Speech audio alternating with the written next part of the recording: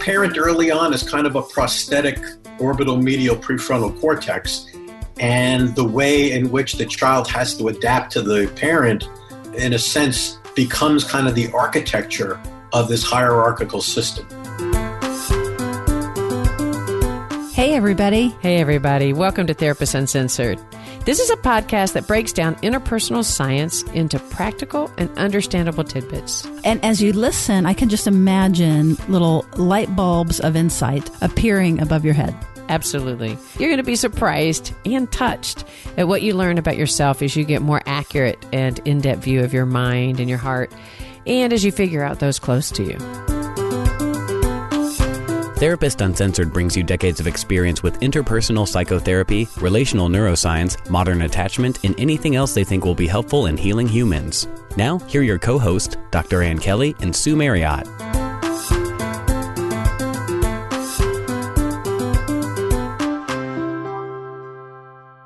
Hey, everybody. Welcome back. We are very pleased to bring you a guest that we've actually had on before, but we loved him so much, and he has done some really cool new stuff that we are bringing him back on. Our guest today is Dr. Lou Cozolino, and if you bring in the two concepts of psychotherapy as a process of learning and changing and growing with the client, or we might say on this podcast, it's not just psychotherapy, but close interpersonal relationships do the same thing. We are learning how to update our models of relationship and change and grow. That in combination with neuroscience. So neuroscience being the study of the mind and how we learn and how our brain changes. And basically, Dr. Cozolino is very interested in bringing those two aspects together. So for all you neuro nerds out there, well, I know that you're going to really appreciate this and love this because he gets into some of the sciencey part. If you're not a neuro nerd, if you don't identify as that, it's cool. Just hang in because this can apply to everybody and it's great information. So without further ado, we bring you Dr. Cozolino. So welcome back to the show, Lou Cozolino. Thank you. I have seen this term neurofluency, and I was curious for you to just begin right there at the concept of neurofluency. Well, I think the thing that I've noticed that is the development of this idea that there's a neuropsychotherapy. It's obvious from the neuroscience data that one form of therapy is superior to another.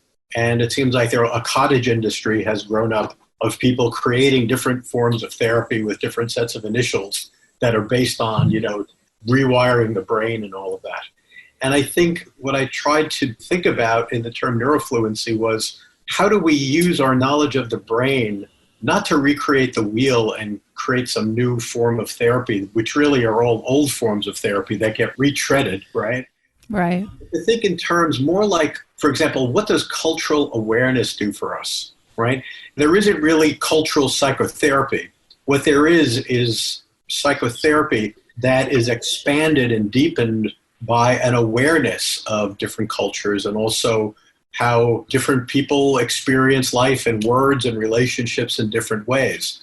So for me, cultural awareness expands and deepens and increases the potential generalizability of therapy to more populations, hopefully. So when I think about neurofluency, I think about a different stream of thought from some kind of neuropsychotherapy, but thinking in terms of how does the therapist, whether you're a CBT therapist or whatever, Rogerian, Gestalt, whatever it is, your family systems, how do you become fluent in with using and understanding how the brain is structured and functions, and how do you add that into your conceptualization and treatment plan? So the book I'm working on now is called Neurofluency, and what I'm really trying to do is to educate people sort of like the backstory, the important basic component parts of science that I believe a therapist should know and be aware of and add to their thinking and help them coordinate and maybe integrate in some meaningful way different forms of treatment, as opposed to being a devotee of one form of treatment and sort of like if you've got a hammer, everything's a nail. Yes. But actually try to think about who the person is and what forms of therapy might be most helpful, and also challenge yourself to develop a scientifically organized eclecticism. I love that. And I particularly love the eclecticism that you're talking about. I know some of your background is quite diverse: pastoral counseling, psychology, neuroscience. it seems that your career is really blending these and being able to empower, whether it be therapists or actually parents or what have you, if we know what the key ingredients are to build integration, because what we would normally talk about is secure functioning or earn secure functioning, or what I prefer to say is earning secure functioning because it's such a long-term process. But in neuroscience terms, what's the goal? How would you articulate that? Well, I think looking at attachment and the things you're describing from a neuroscientific perspective, I would think in terms of how do we impact those hierarchical circuits, for example, between the prefrontal cortex and the amygdala for affect regulation on the one hand. And another focus would be how do we build the polyvagal system to enhance interaction and interpersonal success, right? To be able to know how to use other people, how do you approach and how do you connect? Because attachment isn't just a cognitive schema. It's a sensory, motor, visceral, somatic, social experience, cultural experience. That's the perspective that I would take. And so it could be that for a particular child, a soccer coach might be a better secure attachment figure than what they have available at home. For some of the kids I've worked with who have had like early severe neglect or been institutionalized and those sorts of things, I found that dogs are incredible, right? So what gets activated, see, the biochemistry and the neuroanatomy are kind of the levelers. It's like what we're trying to do is impact these networks and these systems that we're learning. And for every given child, it might be completely different what they feel safe with, what they can approach, and what will work with them. So I'm really thinking, I'm trying to get past, in my training, you had to sort of like sign an oath to be loyal to whatever your charismatic professor was and only think about things and do things the way they did. And I really would like to think of psychotherapy in the future as moving towards less of a religious devotee model and more towards a scientifically informed practitioner, because there's just too much available to us now to make believe that the information isn't there. Of course, with all of these professional schools churning out thousands and thousands of therapists, there's very little quality control. The world is flooded with therapists. And so, of course, therapists that are looking just to make money or looking to do something when the real estate market is slow, whatever they're doing, right, they're going to latch onto something that's simplistic and that they can comprehend and that they can sell to people. We really do have an obligation to the consumer, to the public, to up our game and to begin again to monitor the quality of the professionals around us, because that's been long since let go. I love that challenge. I think that is great, but it's both a challenge, but it's also preserving everyone finding their own niche and what feels right to them. So they're not just doing a technique, that it really has to be embodied by the therapist. But there's also the challenge of, but do it at this basic level at least have this neurofluency to be able to know why it is that the change is happening and what kind of change you're looking for. And I think, for example, for me, cultural fluency is just as important. Another thing that's often neglected these days, but just as important too, is the mental health of the therapist and their own attachment awareness, whether they've been through therapy. So many therapists I run into now have never been in therapy. I don't mean to elevate neuroscience. Neuroscience just happens to be one of my interests. I don't want it to be another religion that people think, we've got to follow Lou because, this is what it's like. I don't want a new form of therapy. The ones we have really work well. I mean, if you, between CBT and object relations therapy, Rogerian therapy, those family systems, the things that we've developed or have been developed by our, predecessors are really good.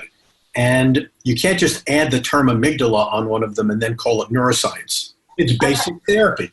Yeah, I've heard you talk, though, about what are those basic ingredients that you want to see in the therapy.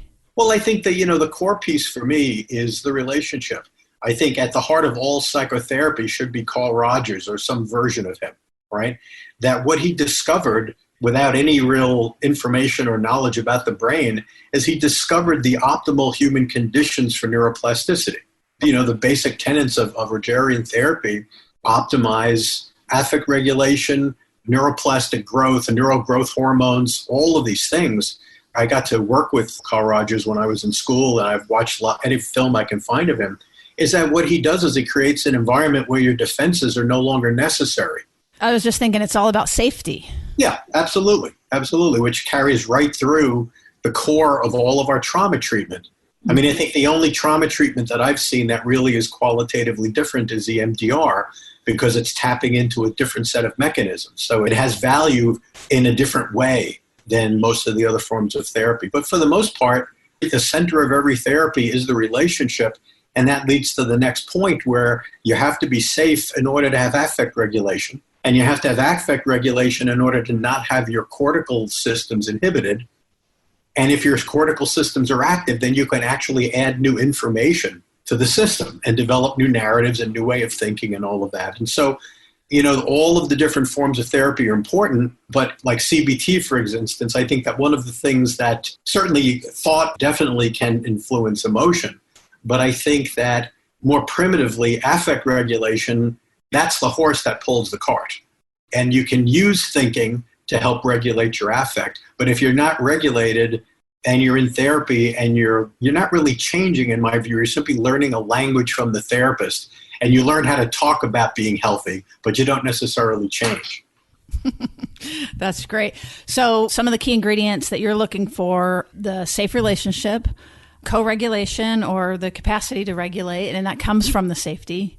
Was there anything else that you had in mind around those key ingredients? Related to that, I think each form of therapy needs to have a kind of balance, or discover a balance of affect and cognition, right? And it might just be that because our hemispheres have differentiated so much and they're easily dissociable, that all of us will have a bias towards one type of processing or another. So I think a lot of what goes on in therapy is simultaneous activation or alternating activation of those two basic functions. Mm-hmm. And I think it's sort of, going to trauma therapy, I was trained by so many people that believe you get through trauma simply by catharsis. Right. You keep expressing the emotion. And in my experience, that doesn't really help anyone. In fact, it only seems negative.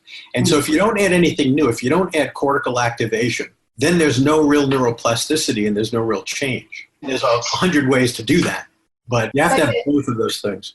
So, right. So if you're thinking too much, and, that can be a problem. And then if we're throwing clients or spouses or whoever into dysregulation, and it's just about that, neither one of those are going to produce change. But when you have an integration of both, where that you can begin to have words and speak to what your somatic experience is or what your internal experience is, that's what you're saying. That is going to actually make, I would say, right, physical change and neurological change. We would assume that's the case. I don't think we have data for that, but we would assume that's the case. You mentioned EMDR. Just any quick thoughts about that and that form of treatment? I was always interested in EMDR. I had like a love-hate relationship with it for a long time, mm-hmm. because it seemed too simplistic, and the fact that there were no theories that really explained it to my satisfaction, I worried that it was simply sort of like a cult thing, like another cult movement. So eventually I took the training just because I wanted to sort of get to the bottom of it for myself. And then I experienced it, and I realized there's something happening there. And so, but then I can't just rest with that. I have to figure out what's going on. So I basically read everything I could and talked to my old physiology teachers and tried to figure this out. And I think I got to an explanation that I find satisfactory. It's a working hypothesis, but it can always be tested, and I'm glad to change if it seems wrong. But I think what happens is that we have this thing called a salient circuit that's involved in the insula and the anterior cingulate, and the system becomes activated when we confront something novel, right? So what it does is it activates our system, our new learning systems, our hippocampus, the temporal lobes and those sorts of things. And it seems like, from my reading of the literature, is that what happens in PTSD is that novel experiences don't trigger the salient circuit. It actually triggers autobiographical memory. So then what happens is that, I think this is probably the underlying biological reason for neophobia. Neophobia? Neophobia, the fear of something new. Okay. Yeah. Well, DSM symptoms of PTSD. Yes.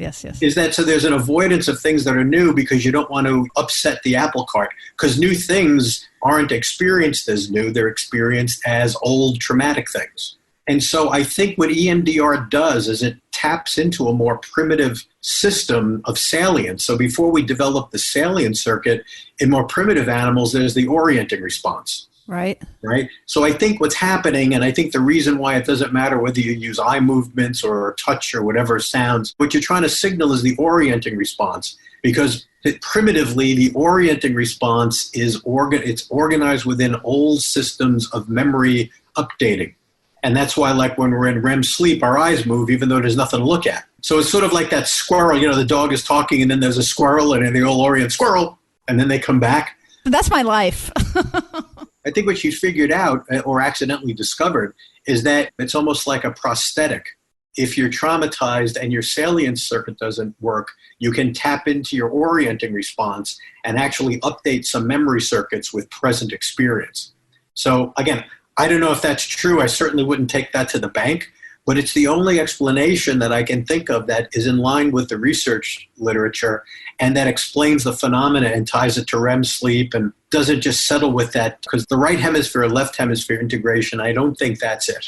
The system is much more complicated than just hemispheric laterality. Right, yeah. When we talk about integration, exactly, sometimes we talk about right, left, we talk about bottom, top, bottom, but it has gotten more complex. I've heard you talk about, we used to just think of the prefrontal cortex or the orbitofrontal cortex as the boss.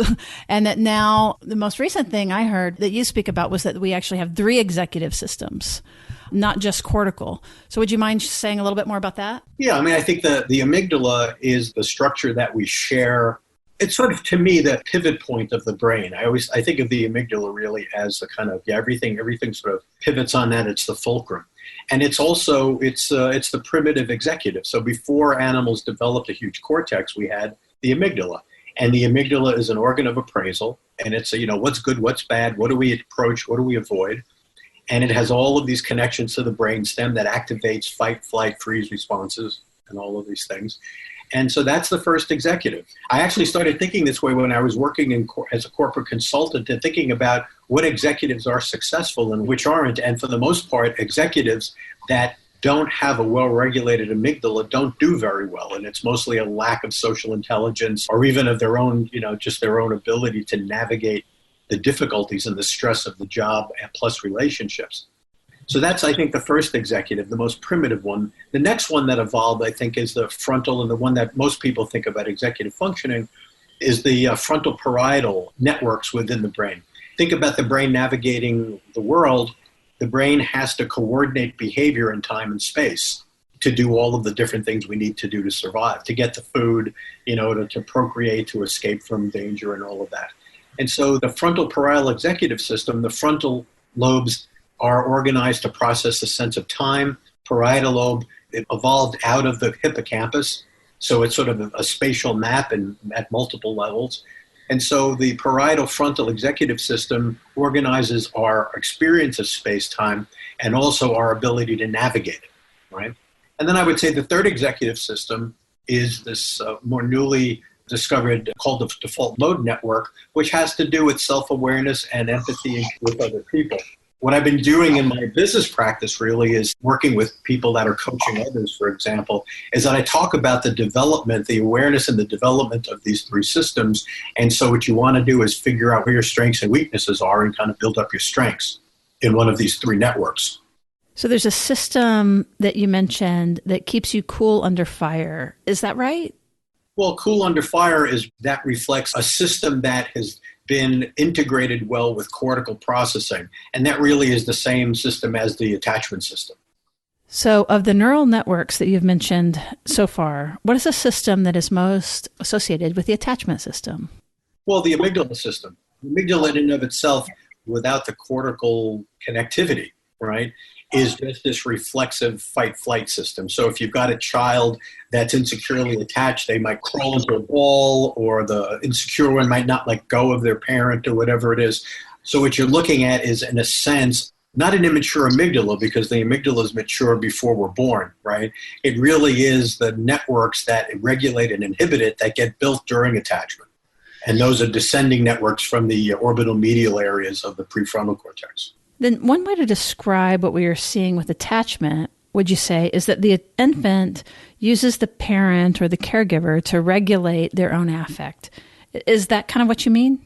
The parent early on is kind of a prosthetic orbital medial prefrontal cortex, and the way in which the child has to adapt to the parent, in a sense, becomes kind of the architecture of this hierarchical system. Right. So is there research that shows the interaction between the robust attachment research and the research on the inside of our minds, the little nuggets inside of there, the brain? I can be completely wrong about this because I haven't really focused on the attachment research per se, the neuroscience research, for a number of years now. But I remember when I was writing my first book, The Neuroscience of Psychotherapy, what I needed to do was to look at the research on how the cortex and the amygdala interact with each other, what are those systems, and develop a number of parallaxes that, in a sense, allowed me to construct a theory about it. And I think, Alan Shore's work is pretty much of the same. We looked at a lot of the same information. It's a theory that I have a lot of confidence in. Everything's a probability statement. But I would suspect that what is happening, I'd be really surprised if it wasn't increased cortical descending activation. Because, for example, when you're born, you have a grasp reflex, the palmar reflex, and after 3 or 4 months, that goes away. And if you become demented 60 or 70 years later, that reflex returns. And the reason it returns is because the neurons that originally were inhibiting that reflex start to die, and then the reflex returns. And so if you look at the general strategy that evolution has used and conserved during evolution from sea slugs up to humans, you see what it has to deal with is the patterns of excitation and inhibition. So with the amygdala is all about reflexive reaction. In order to regulate the activation of the amygdala, it doesn't really have the internal mechanisms to do that. What it relies on is its relationship with the orbital medial prefrontal cortex to modulate and regulate it. And then when you think about later evolution, as we got more and more social, that's where I think the polyvagal theory or something like the polyvagal theory, which adds a kind of volume control to arousal, as opposed to just having this on-off switch based on sympathetic or parasympathetic arousal.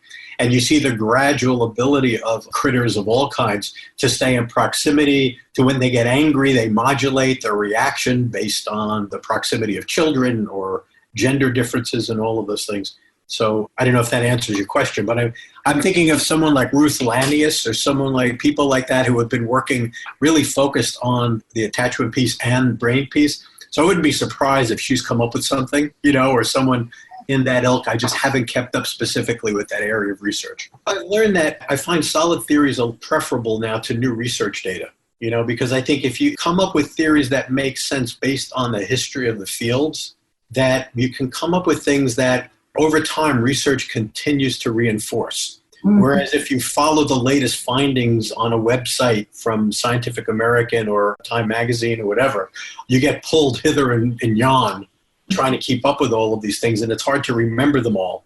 And so I think developing like a coherent theory of how the brain functions and how affect regulation and attachment and relationships and neuroplasticity, how all of these things work together, gives you a really solid foundation, or maybe like a skeleton, on which you can either apply or ignore the new study of the day. Yes. How many of us have gone to a workshop and came back to our practice with just a little bit of different style? Like we're trying on a technique, or we focus on the particular issue that we studied that weekend. So I totally get what you mean.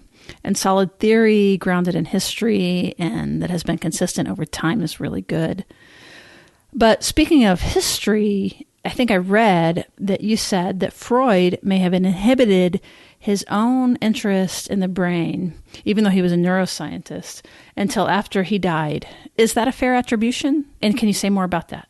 Something about a scientific psychology. I'm blocking on the first words of it. But he wrote it in the late 1800s, and it wasn't published until 1953 with the complete works, which is after he passed away. And, my suspicion was, in that paper, which is a really interesting, it's a monograph, and he drew little diagrams of what defense mechanisms might look like if you map them onto neural circuits and things like that. You've got to remember he was a neurology resident when he was working with Charcot in Paris. And so the real question was, what's the relationship between the brain and mind? How is it that someone who has done something shameful might get glove paralysis? which doesn't make any sense given the way the actual meridians of the nerves work. So I think the reason why he repressed that was I think he had enough on his plate developing a new form of science, right? And that would, in a sense, to also question neurology by trying to unreduce it to the brain would have been probably too much controversy or trouble for himself. That's my guess. And he was also a young person, and he was trying to make money and be successful.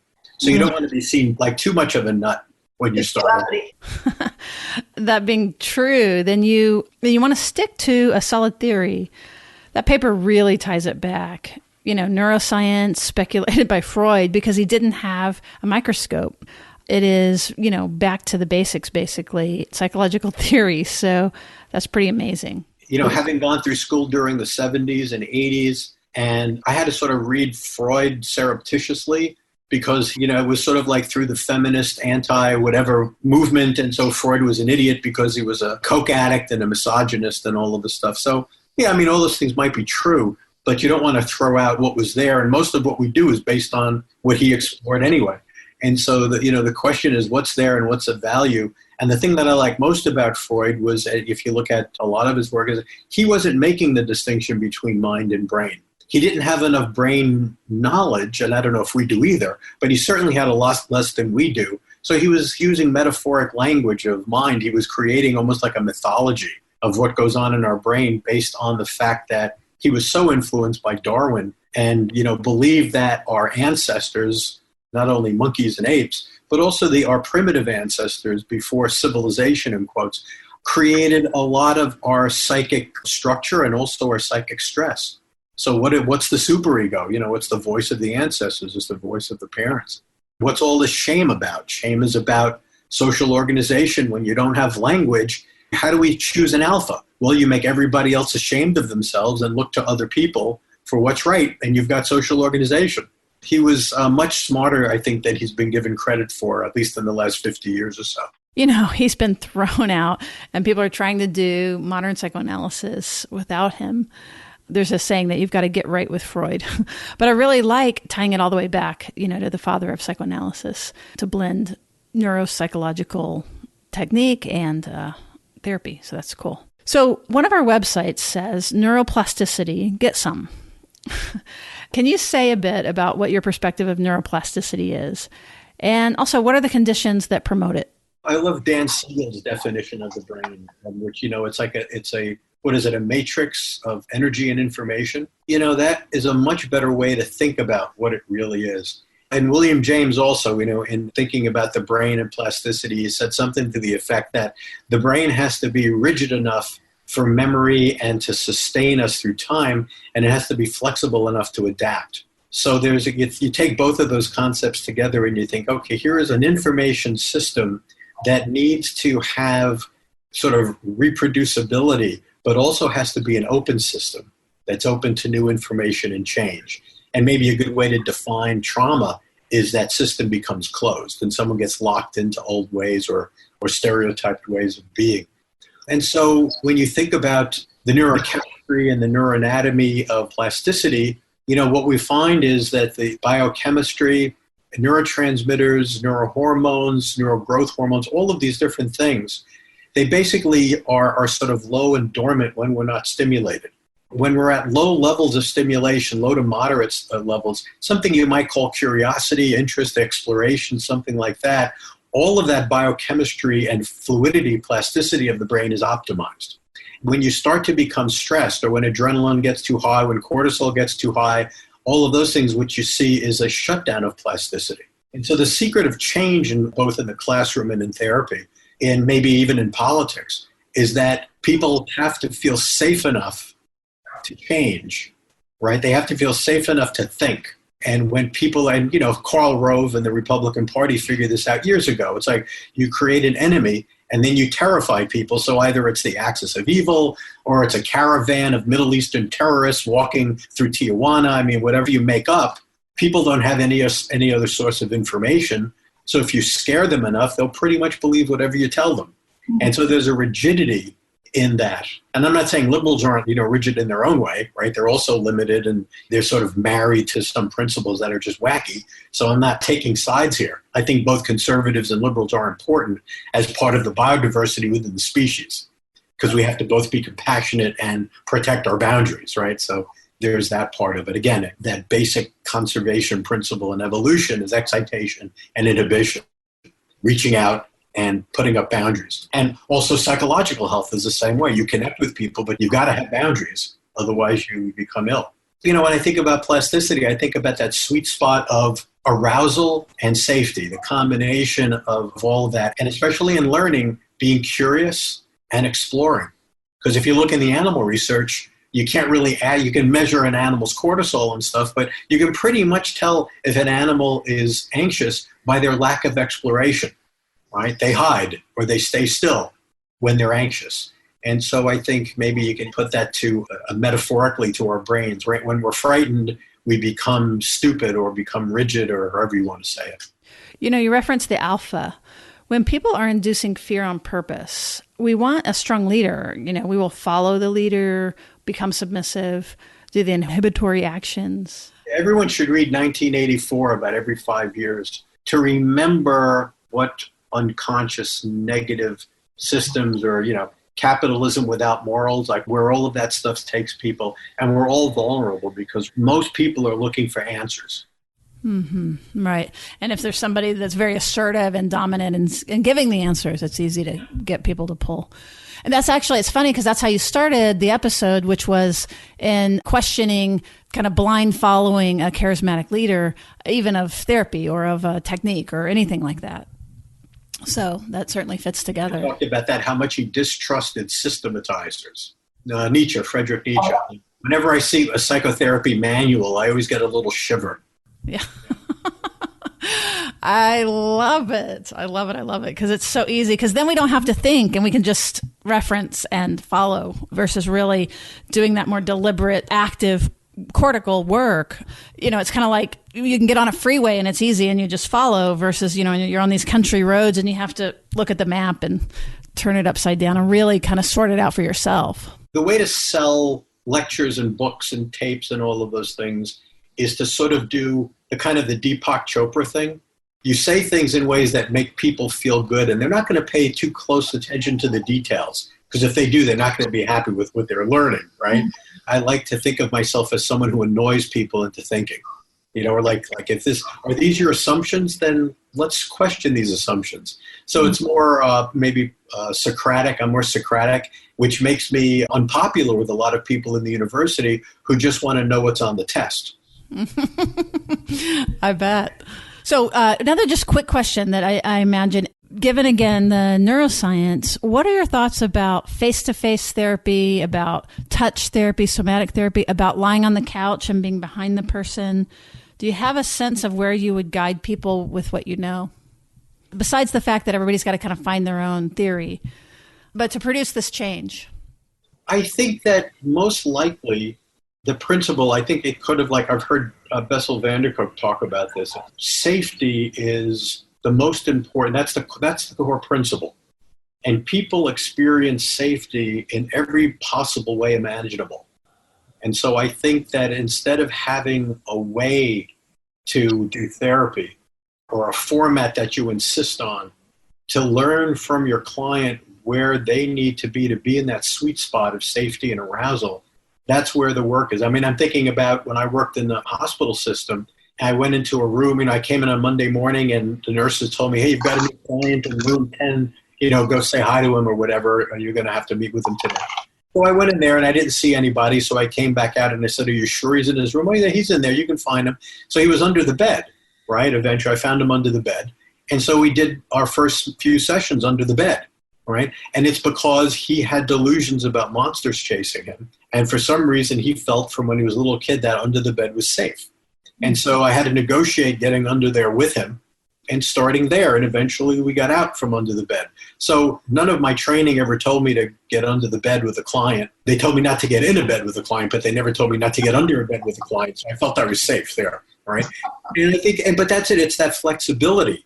It's the ability to use animal-assisted therapy. It's the ability to realize you're not the be-all and end-all, especially with kids. They probably need to be out in the sun and playing soccer or doing something, or being in the wilderness. That might be more helpful to them. So I think it's learning how to think, right? And understanding the basic principles of plasticity make you realize that there's no one strategy, because every human is an experiment in nature.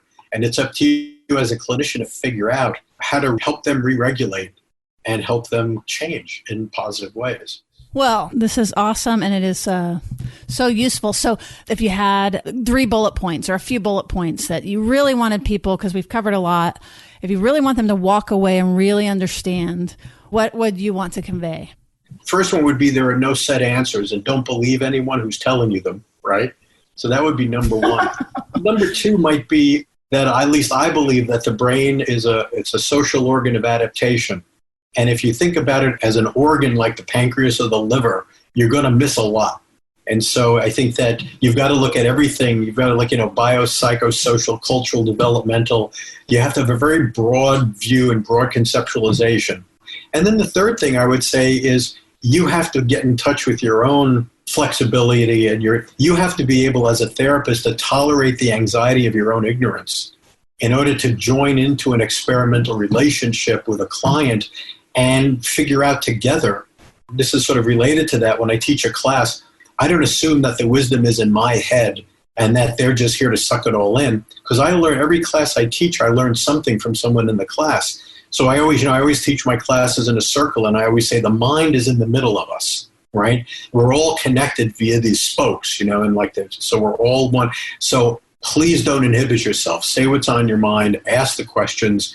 And I do the same thing with my clients. I think of it as, we have a partnership and exploration, and I'm very open with my own limitations and my own neuroses and uncertainties. And I try not to make the therapy about me, but I try to communicate that enough to where the person doesn't feel there's this hierarchical relationship. So maybe that's the holdover from the feminist psychotherapy professors that I had. It just seems like a better perspective to me. And all the work, I read all those papers from the Stone Center at Wellesley. We're all in my head still. Good. Well, I love that. I'm a group therapist, and my version of that is that the group as a whole knows more than any individual person. So that if we can tap into that gestalt of the group as a whole, it's pretty safe. That's a pretty safe place to go. The same thing when you're working with in a business. So it's like someone brings me in as a consultant. How does the business improve? It improves by, trying to get rid of some of the silos, developing a culture of feedback and communication and support, and realize that the human factors are a big part in what makes a group of people successful in any business. Right. So you want to capitalize that and get people talking, hive mind basically, versus inhibiting, the more patriarchal, up down, hierarchical. And one of my teachers years ago was a fellow named E.O. Wilson. He developed the field of sociobiology, and he spent his life studying ants and termites and bees and stuff. And I think it really helped me to understand people, to understand ants. The way a hive or a colony is organized and differentiates and supports each other made me see human behavior in a very different way. It really helped me to get out of being stuck in the individual mind as the unit of understanding, and realize that everything we do is influenced by, in multiple levels. And I think in order to help people, we really have to understand as many of the ways they're influenced as possible and intervene in those things and change those things and create experiments in living where they get to experience themselves in different ways, in different contexts, in different situations, You sound like a really good social worker. I think social workers are probably the most simpatico group. They're the people I have least convincing, of my position. That's their epistemology. That's where they come from. Well, that's good. I'm a clinical social worker, proud of it, but it is true that I think that too. There's a real broad base that we come from. So it was a compliment that you were sounding like a social worker, clinical social worker. Well, this is fantastic. So if our listeners, I would love to actually keep going, but I'm aware of, I don't want to hog your time. And by the way, Dr. Cozolino will be in Austin, Texas to talk about this in more detail soon. We'll post that, of course, on our show notes. But can you let listeners know how to reach you? And also for our listeners, again, people very interested in this, neuro nerds, as we call them, or therapists, of all your books, you've got a million really good books, not a million, but a handful. Which ones do you think that they should start with that would be best for them? Well, I think if you kind of want an introduction to my work, almost like the Reader's Digest version, I had a book that came out a couple of years ago called Why Therapy Works. And so I distilled in that book a lot of the key ideas that I go into a lot more detail in the neuroscience of psychotherapy and, human relationships and those sorts of things. So that's where I would start. It's kind of like a poo-poo platter, a sampler. And then if you like it, you can look up the other books. That's awesome. Well, we'll have a few of those linked in our show notes for sure. And I love that. That's actually been a guiding question of mine is like, what are we actually doing and how does change actually happen? So that's part of my interest. The other thing I sort of thought of when you were talking is it's like sort of like you're fighting. It's like anti-narcissistic. Like you don't want to walk out of a session or of a consulting room where that everybody thinks you're fantastic. It doesn't sound like. It sounds like you're really wanting to empower people to figure it out and to feel good themselves about the experience. And that's not totally common, but I really recognize it and really, really appreciate it. So what feeds into that is before I did my psych degree, I did a degree in philosophy and then in theology. And so I went from professor to professor of professor, each of whom was a believer in what they were teaching, and they couldn't stand how anyone else lived. So everybody was right. Everyone is right, and no one would communicate with anyone else. And so one of the things I loved was getting to know the people that were down the hall from me that were doing incredibly interesting research, but I'd never meet them because academic programs are so atomized. And that's why I think, social work probably is one of the more interdisciplinary or integrated sort of programs. But when you go, especially people who study psychology or go to these MFT programs or, all of these things, it's often very much in the mode of education still that I received was that it's always sort of like a charisma battle. Mm-hmm. One of the things I like about science is that the data is the data. You can disagree with me, but the data is the data. It's not false news. You may question the methodology so that you might not accept the data, but at least you got something that's real to talk about. And you can argue about what the data means. And I think another thing, too, is that we all have brains. And our brains are pretty Paleolithic. I mean, they're not up to the modern world. And so we all suffer. We all are burdened with shame. We're all of information overload. And I like that perspective of having the relationship with a client where, I know a little bit more than you do because I've studied certain things. But don't think that I'm going home and sitting in the lotus position and like God is patting me on the head. It's like, no, I go home and I deal with the same baloney you have to deal with. And this is my best thoughts today. And who knows what will happen tomorrow. But it's a dynamic relationship. Well, one, the interpersonal psychology that you were mentioning earlier, it's that, but also, again, it's like very anti-shame, that it's like it's an active process of that we're in this together and we're all made of the same stuff. And, it's not that special of how bad you feel about yourself. Yeah. And go back to Rogers and watch him do therapy. And it's the same thing. And so I think, in other words, that psychotherapy hasn't been wasting its time for the last century, waiting for brain discoveries, right? We've developed really good forms of therapy without any knowledge of the brain, but all of the therapies, the ones that have worked and the ones that have held on, are all guided by the invisible hand of plasticity. Because if they didn't help people change, and I'm sure probably a million therapy have arisen and dropped away and gone extinct, right?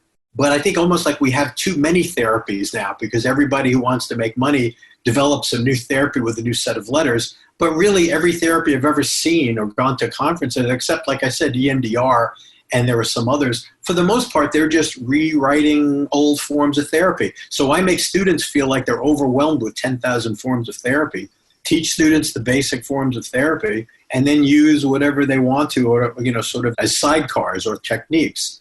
There are a few basic strategies. Well, and also it invites creativity and individualism for each session, kind of like learning the structure of how to cook versus like a specific recipe. And I might be guilty of this, so I don't know how hard I want to come down on these people because I might be one of them. But I don't think it's helpful when every theorist comes up with their own set of words and languages, and language about things. I think that it's important to contribute to the movement of the field as a whole, not just presenting an alternative script. How does a field move forward if you just have little pods of people doing one thing or another? Especially if you're only repackaging your therapy because you want to sell it.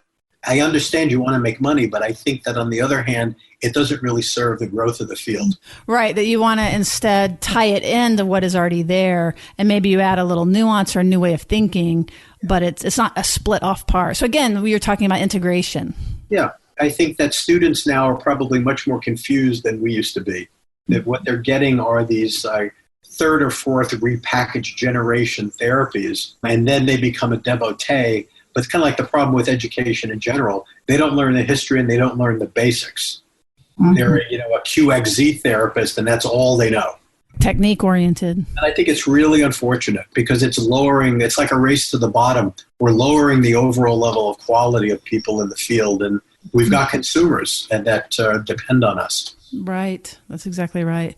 Well, and it's such a healthy thing for people to hear because it also puts it on the consumer or those of us seeking therapy or those folks out there seeking therapy to really kind of have a high standard about what you're looking for and to kind of know what change you want to, whether it be, that you overexcite and that you are preoccupied and that you're anxious and so that that you need particular integration in that area or the other way. So, and it gives people a language to ask therapists about this.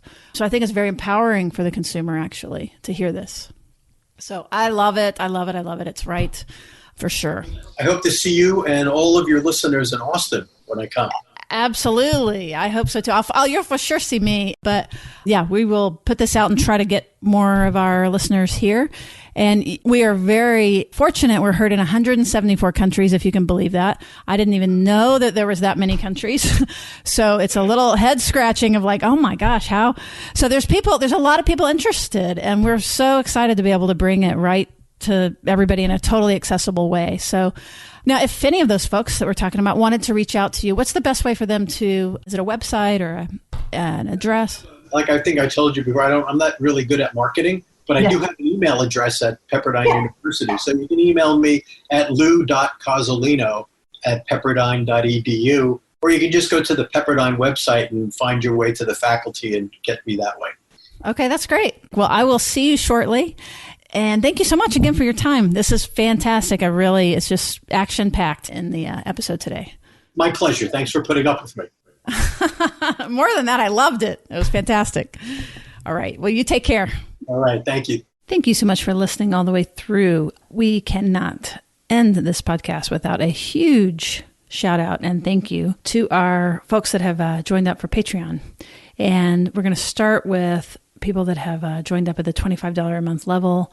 These are the co-executive producers of the show. We're going to start with someone named Anonymous. You have been awesome, and we look forward to continuing to work with you. Thank you.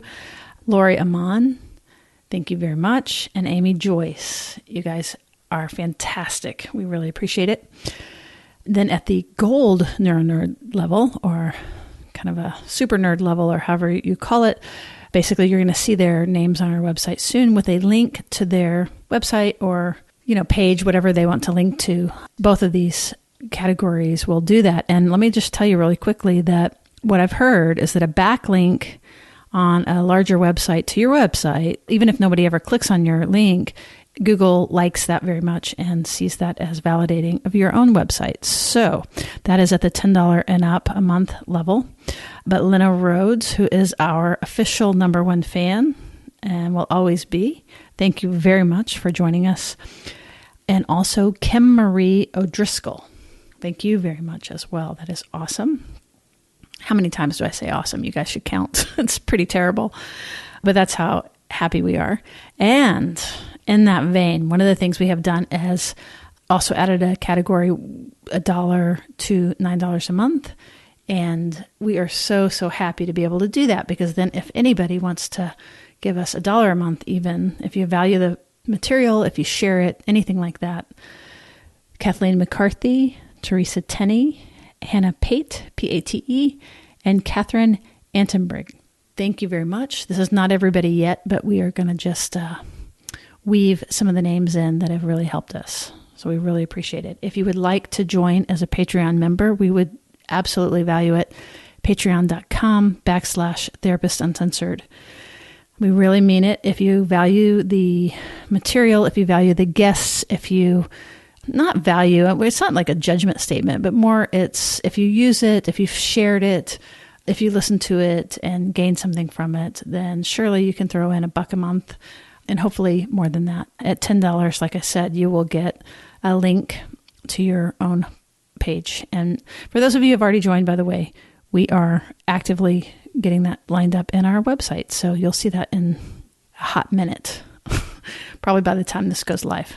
All right, you guys take care, and thank you so much for listening. Subscribe if you haven't. Rate us and review us. That costs nothing.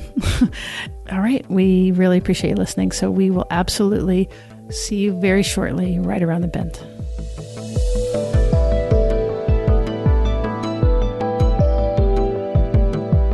Therapist Uncensored is Ann Kelly and Sue Marriott. This podcast is edited by Jack Anderson.